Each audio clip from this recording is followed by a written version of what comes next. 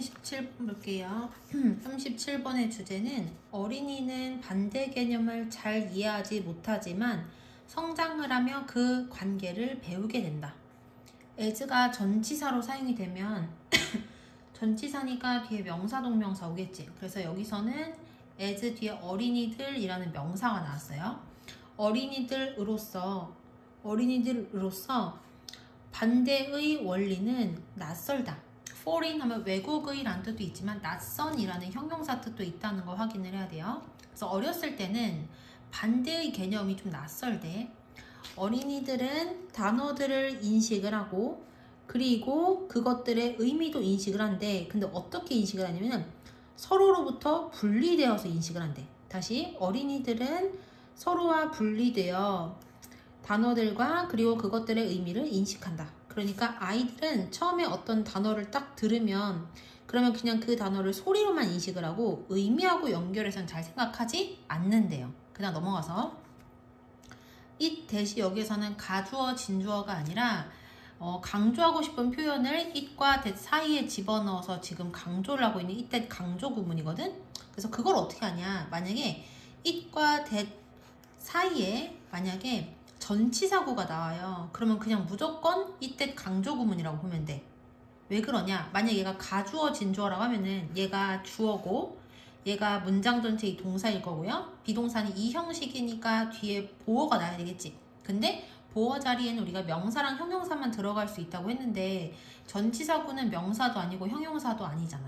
여기까지 되시죠? 그래서 it that 강조 구문이면 원래는 that 뒤에 나오는 요 문장 뒤에 얘가 뒤에 이렇게 붙어 있어야 되는데 이 뒤에 붙어 있는 애를 강조하고 싶어서 그거를 it that 사이다가 집어넣었다 이렇게 생각을 하면 돼요.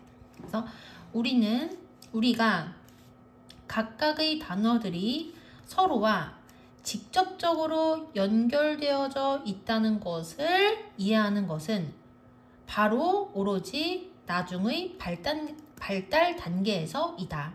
그래서 자라면서 왼쪽과 오른쪽 또는 예와 아니오처럼 각각의 단어들이 의미적으로 서로 연관되어져 있다는 것을 나중에 깨닫게 된다는 얘기야. 예를 들어서 많은 어린이들에게 여기서는 가주어 진주어야. 왜냐면 비동사 뒤에 분명한 이런 형용사가 나온 거니까. 예를 들어 많은 아이들에게 오른쪽은 왼쪽의 반대라는 것은 분명하지 않다.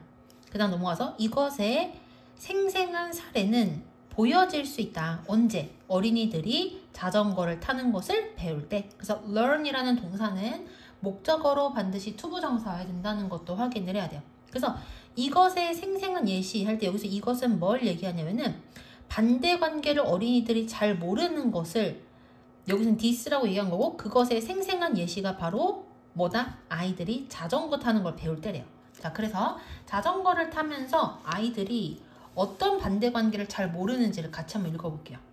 자, 여기서 텔은 사형식으로 사용이 됐기 때문에 사형식이면 바로 뒤에 나오는 게 간접 목적어, 얘가 직접 목적어가 되겠지. 그래서 만일 부모들이 그들의 아이에게 왼쪽으로 가지 말아라 라고 말을 한다면 그러면 부모들은 종종 대절이라는 것을 발견하게 될 것이다. 뭘 발견하게 되냐면 그 아이가, 근데 여기 continue라는 동사 나온 거 보이죠? 얘는 목적어로 동명사도 가능하고 투부정사도 가능해서 여기는 to ride라고 써도 된다는 거 확인을 해야 돼요. 여기까지 됐지?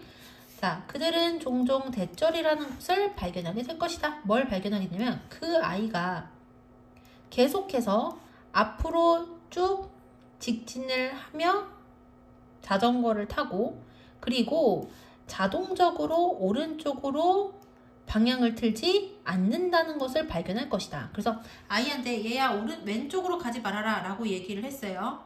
그러면 이 말은 부모들은 어떤 의미를 얘기한 거냐면 왼쪽으로 가지 말라는 건 오른쪽으로 가라는 뜻인 거야.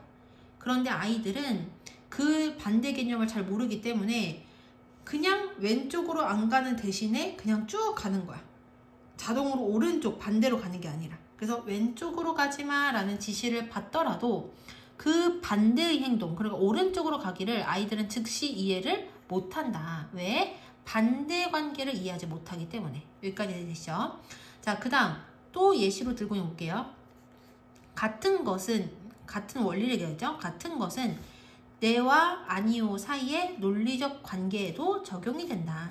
끊고 여기서 as는 뭐뭐대로라고 해석이 되고 그리고 원래는 as 뒤에 it is라는 표현이 생략이 돼 있었는데 생략이 된 거야. 왜냐하면 부사절의 주어랑 주절의 주어가 똑같고 그리고 부사절의 비동사가 있었으면 그 주어랑 비동사 동시에 생략할 수 있다고 했었기 때문에 그래서 그것이 부모들에 의해 어떻게 되는 것? 인식되어지는 대로 됐지? 다시 해석을 해볼게요.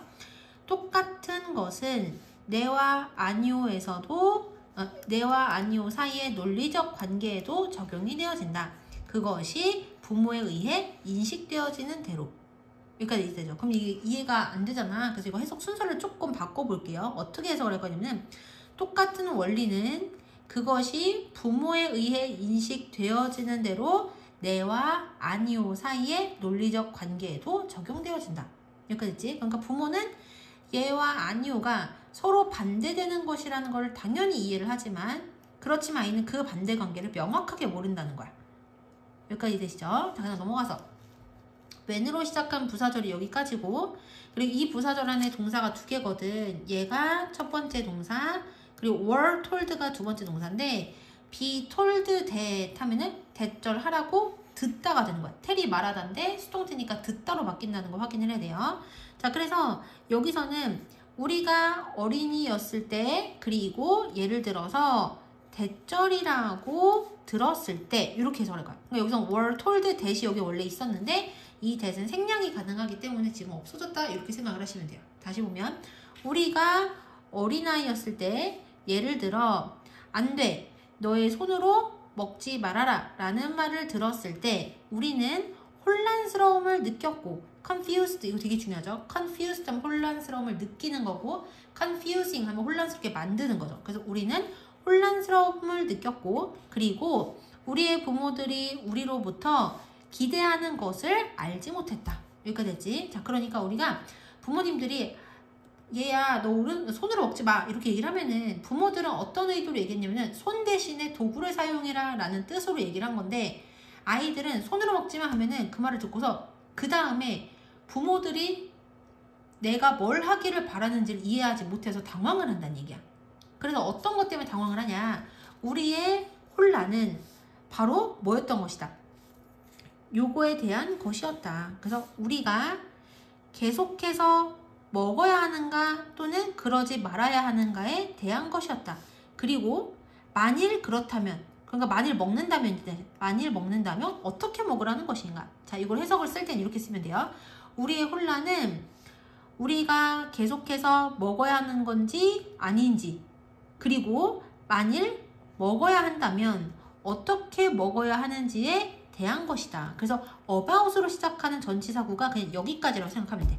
여기까지 되시죠? 자, 다시 우리의 혼란은 우리가 계속해서 먹어야 하는지 또는 그렇지 않은지, 그리고 만일 먹는다 하면 어떻게 먹어야 하는지에 대한 것이었다. 여기까지 됐죠? 그럼 넘어가서 자, 다음 문장 중요한 문법이 나오는데 only라는 단어가 문장의 맨 앞에 나오면 뒤에 주어랑 동사의 순서가 바뀌는 도치가 일어나거든. 근데 이렇게 recognize, 인식하다와 같은 일반 동사가 나오게 되면 주어랑 일반 동사는 그냥 순서를 못 바꿔서 쓴단 말이야. 도치를 시킬 때에는 do나 does나 did를 사용을 해서 도치를 시켜야 돼. 여기까지 되시죠? 그리고 동사가 몇 개냐? 두 개야. 하나, 둘. 그래서 나중에서야 우리는 이 연관성을 인식을 하게 되고, 그리고 대절이라는 한 것을 이해하게 되었다. 뭘 이해하게 되냐면 우리는 계속해서 먹어야 하는데 우리의 손을 가지고서가 아니라 포크나 또는 스푼을 가지고서 먹어야 한다는 것을 이해하게 되었다. 여기까지 됐지? 자, 해석 순서 다시 볼게. 나중에서야 우리는 그 연관성을 인식을 했고, 그리고 우리는 우리의 손을 가지고서가 아니라 포크나 또는 스푼을 가지고서 계속해서 먹어야 한다는 것을 이해하게 되었다. 그래서 여기 continue 또 나왔지. continue 뒤에는 동명사도 가능하지만 또 뭐도 가능하다? 투부정사도 가능하다. 됐죠?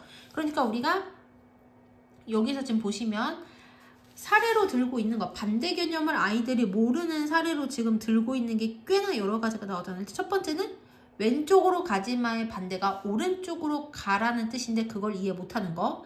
내의 반대가 아니오라는 개념이라는 거. 그리고 손으로 먹지 말아라 라는 표현의 반대가 도구를 사용해서 먹어라 라는 건데 그것을 아이들은 이해하지 못하지만 성장을 하면서 그 반대 개념을 이해하게 된다.